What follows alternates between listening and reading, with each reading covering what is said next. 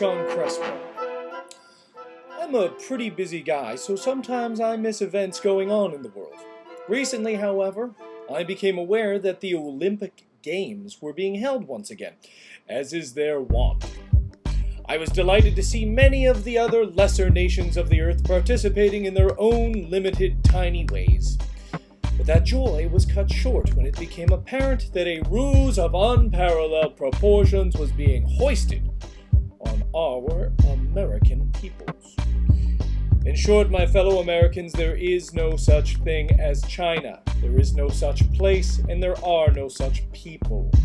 It is repellent to me that NBC is pretending the venerable Olympic Games are currently being held in a non-existent place.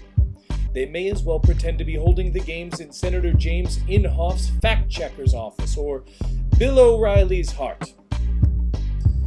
Why China, though? Because, people, we all want to believe in magical places and people. Brigadoon, Tolkien's elves, the Hulk.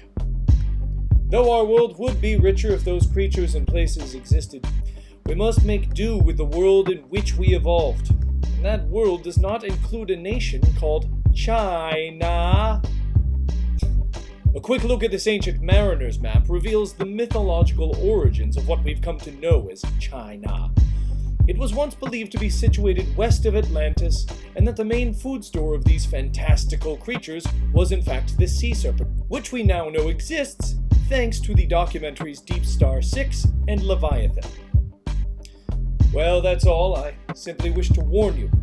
Do not fall for this trick. If you are planning on visiting this China for the games, I bid you a permanent and final farewell, since you will shortly be flying straight off of our flat Earth and into the inky abyss of deep space, where you and everyone in your flight cabin will explode from the lack of external air pressure.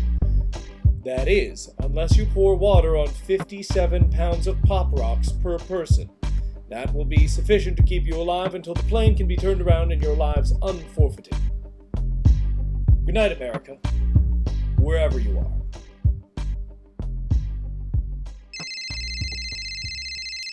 Hello, what's that? Yes, I can do that.